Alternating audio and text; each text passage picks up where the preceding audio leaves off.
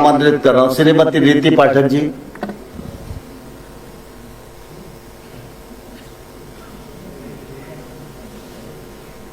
मैं हृदय से आपका धन्यवाद करती हूँ अध्यक्ष महोदय।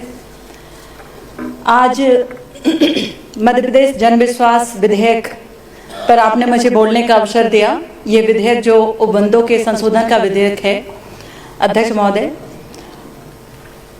कुछ कहने से पहले मैं कहना चाहती हूँ अध्यक्ष महोदय कि मेरे लिए सौभाग्य का विषय है। ये विधेयक जब आदरणीय प्रधानमंत्री जी नरेंद्र भाई मोदी जी ने सदन में रखा था लोकसभा में, तो सदन के सदस्य के रूप में मुझे साक्षी बनने का अवसर मिला था जब ये विधेयक रखा गया था।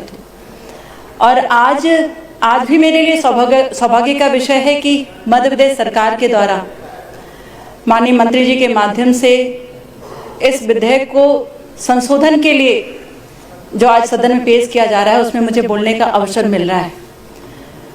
सबका साथ और सबका विश्वास, ये प्रेरणा है देश को चलाने के लिए और मध्य प्रदेश को चलाने के लिए। और इसी विश्वास के साथ आज ये जन विश्वास का विधेयक इस सदन में लेकर हम लोग आए हैं। इस विधेयक में आदरणीय अध्यक्ष महोदय 5 विभागों को शामिल किया गया है, जिनमें 8 प्रमुख अधिनियमों के 64 उपबंधों का संशोधन का प्रस्ताव है। वो 5 विभाग अध्यक्ष महोदय नगरीय विकास एवं आवास विभाग है, श्रम विभाग है, ऊर्जा विभाग है, सहकारिता विभाग है, औद्योगिक नीति एवं निवेश प्रोत्साहन विभाग है। अध्यक्ष महोदय, अगर मैं अपने बातों को, बहुत सारे वक्ता हैं, आपने मुझे समय दिया, मैं कम शब्दों में अगर मैं कहूँ तो मैं ऊर्जा विभाग के लिए मैं अपनी बात को कहना चाहूँगी। यहाँ पर अभी हमारे सदन के सदस्य ये कह रहे थे कि ईज ऑफ डूइंग और ईज ऑफ लिविंग की बात कर रहे थे, तो इस बात को हम सबको समझना ही पड़ेगा कि यही एक लाइन है जिसने बहुत आसान किया है बिजनेस को, बहुत आसान किया है लोगों के विश्वास को सरकार के प्रति विश्वास करने के लिए, और जनता आत्मनिर्भर हुई है और ये देश भी आत्मनिर्भरता की ओर आगे बढ़ रहा है अध्यक्ष महोदय। और इसी के तहत जब आदरणीय प्रधानमंत्री जी कोई भी विधेयक, कोई भी योजना इस देश के लिए लागू करते हैं, तो सबसे बड़े गौरव की बात यह है कि मध्य प्रदेश उसमें अपना महत्वपूर्ण भूमिका निभाता है। मध्य प्रदेश की सरकार उसमें महत्वपूर्ण भूमिका अदा करती है उस योजना को या उस कार्य को क्रियान्वित करने के लिए और सफल बनाने के लिए, जो जनता के हित के लिए साबित हो सके। और आज भारत सरकार ने जन विश्वास अधिनियम 2023 को लागू किया था, और जिसके माध्यम से विभिन्न केंद्रीय कानूनों को में व्यापक सुधार किए गए और विश्वास आधारित शासन को बढ़ावा दिया गया है। और इस पहल से प्रेरित होकर हमारी सरकार अध्यक्ष महोदय औद्योगिक नीति एवं निवेश प्रोत्साहन विभाग के माध्यम से मध्य प्रदेश जन विश्वास उपबंधों में संशोधन वाला विधेयक लेकर आज यहाँ पर आई है। आदरणीय अध्यक्ष महोदय, यह विधेयक मध्य प्रदेश को आर्थिक विकास, निवेश के आकर्षण को बढ़ावा देने के लिए एक क्रांतिकारी कदम साबित होगा। अध्यक्ष महोदय, राज्य के कुल 8 अधिनियमों में, जैसा कि मैंने पहले भी बताया, 64 प्रावधानों का संशोधन इस विधेयक में किया गया है। लेकिन सबसे बड़ी बात यह है कि जिसमें गौण अपराधों का गैर अपराधीकरण इसमें सुनिश्चित किया गया है। अध्यक्ष महोदय, ऊर्जा विभाग के द्वारा जो पेनल्टी की प्रक्रिया थी, विद्युत शुल्क अधिनियम, अगर हम 2012 की धारा 11 की बात करें, तो वर्तमान में शास्त्री को जब वो जुर्माने में 5,000 रुपए का होता था, जिसकी अभी चर्चा मरकाम जी कर रहे थे, उसके स्थान पर 5,000 रुपए की शास्ति अधिरोपित की जाएगी।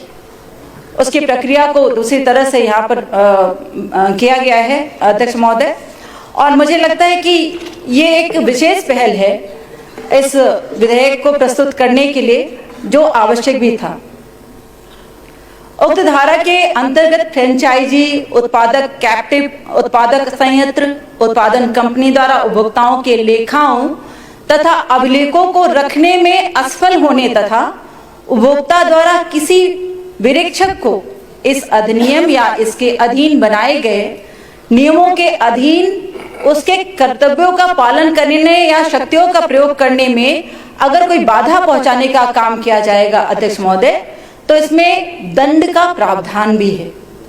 ये भी एक बड़ा बदलाव है। इसके लिए मैं हृदय से धन्यवाद देती हूँ हमारे मुख्यमंत्री जी को और आदरणीय मंत्री जी को, जिन्होंने इस विधेयक को यहाँ पर प्रस्तुत किया है। प्रस्तावित संशोधन में अध्यक्ष महोदय व्यापार अनुकूल वातावरण को बढ़ावा मिलने का एक प्रावधान यहाँ पर किया गया है। और अगर हम कानूनी विवादों से छुटकारे की बात करें तो ऐसे बहुत सारे विषय ऐसे आए थे, लगातार आते ही रहते हैं, लेकिन इस विधेयक को लाने का प्रमुख उद्देश्य ये है कि कानूनी विवादों से, जो छोटे छोटे विवाद हैं, उनसे हमको छुटकारा मिलेगा। और इसमें संशोधन के अनुसार जुर्माना विभाग द्वारा संचालित किया जा सकेगा और अदालत जाने की जिसमें आवश्यकता नहीं रहेगी।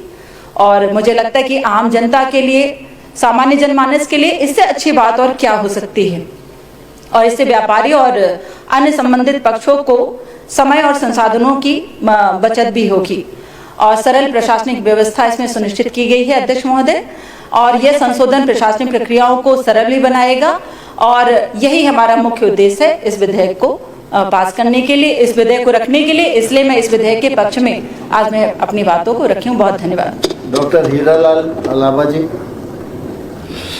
आदरणीय सब लोग ध्यान रखें भैया। आदरणीय अध्यक्ष महोदय, आपने मुझे मध्य प्रदेश जन विश्वास उपबंधों का संशोधन विधेयक 2024 पर बोलने के लिए समय दिया। मैं धन्यवाद प्रकट। का अपना संतान के सुख से वंचित है, अब बहिने संपर्क करी विंध्य क्षेत्र के विख्यात पहिल टेस्ट ट्यूब बेबी सेंटर से।